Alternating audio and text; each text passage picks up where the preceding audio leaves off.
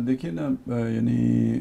اگر ہم پہلے دور کو دیکھیں جب ہندوستان میں مسلمان آئے اور پھر یہ کہ ان کی حکومتیں قائم ہو گئیں، مختلف خاندانوں کی حکومتیں قائم ہوئیں، تو اس میں یعنی کوئی اس طرح کی انتہا پسندی ہمیں نظر نہیں آتی. ٹھیک ہے. اور سیدھی سی بات ہے کہ اکٹھے رہ رہے ہیں اور اس طرح کی کوئی انتہا پسندی اگر ہوتی تو پھر کسی مطلب وجود کا برقرار رکھنا مسئلہ بن جاتا ہے نا. جیسے آج مسلمانوں کے لیے ہندوستان میں وجود برقرار رکھنا مشکل ہو گیا ہوا ہے، تو ایسی کوئی سچویشن کبھی نہیں بنی. مطلب انہیں وزارتیں مشاورتوں میں بھی شامل رکھا گیا، یہاں تک کہ بعض بادشاہوں نے تو رشتہ داریوں تک بھی قائم کر لی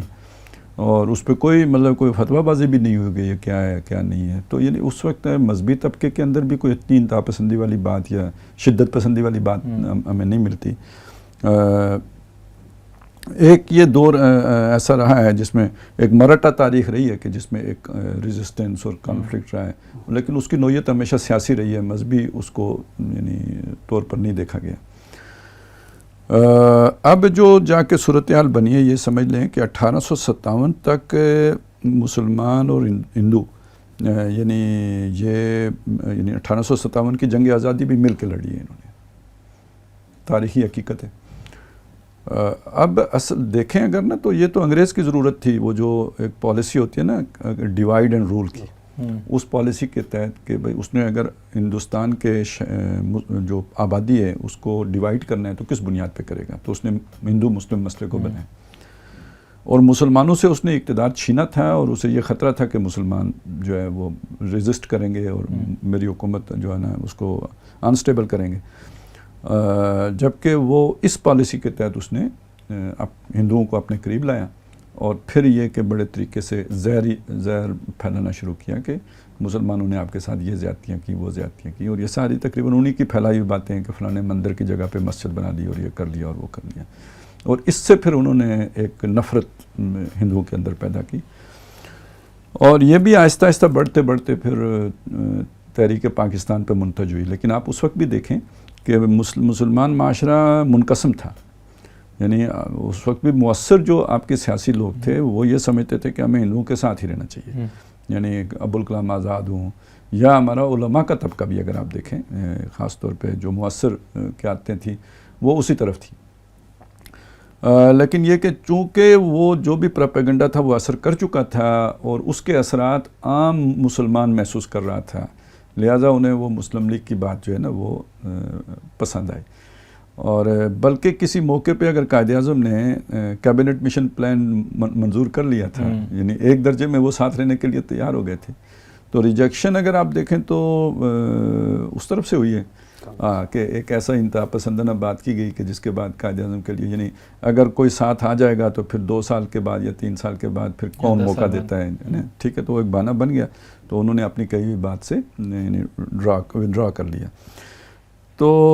یعنی یہ جو نفرت کا بیج، مختصر آپ کے سوال کا جواب یہ بنا نا کہ نفرت کا بیج انگریز نے بویا ہے.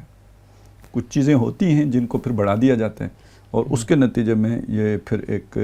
عمل کا رد عمل شروع ہوا. جب ایک طرف سے نفرت ہوتی ہے تو دوسرا فریق بھی نفرت کرتا ہے، اور انگریز کے جانے کے بعد چونکہ مسلمان یہ خطرہ محسوس کر رہے تھے کہ جس درجے پر اب جو ذہنیت بنا دی گئی ہے ہندوؤں کی، وہ ہمارے ساتھ انصاف نہیں کریں گے، اور وہ والا جو جسے ہمارا دور تھا ان کے لیے جب ان کا دور آئے گا تو ہمارے لیے ویسا نہیں ہوگا، اور ہم ہیں اقلیت میں، یہ اکثریت میں، تو اب تو جمہوری اصولوں پر حکومتیں بنتی ہیں تو وہ انہی کی حکومت بنے گی.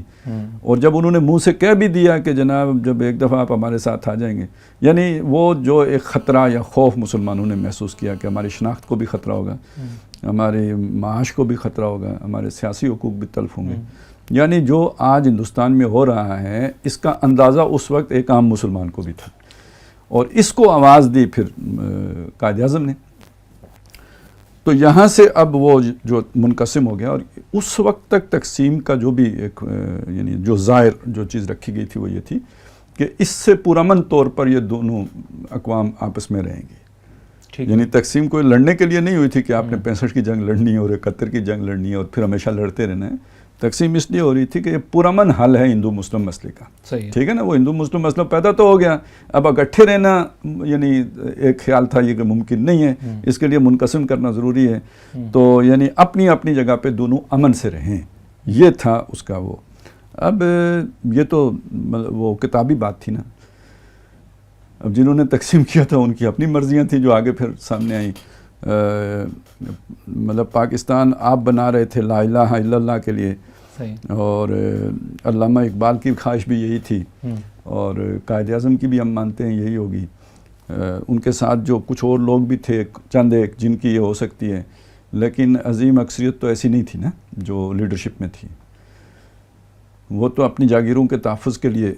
پاکستان حاصل کرنا چاہ رہے تھے. باقی یہ ہے کہ انگریز کیوں, اگر انگریز نہ چاہتا تو نہیں بن سکتا تھا. انگریز نے بھی چاہا کہ بن جائے, تو وہ کیوں اس نے چاہا, اس کی اپنی سوچ ہو سکتی ہے, اس کا اپنا ایجنڈا ہوگا.